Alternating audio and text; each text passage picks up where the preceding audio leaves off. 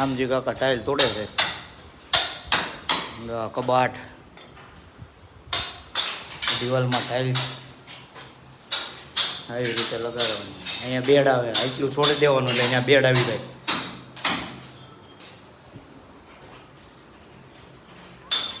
આ ગોખલો, આ ટીવી યુનિટની ટાઈસ.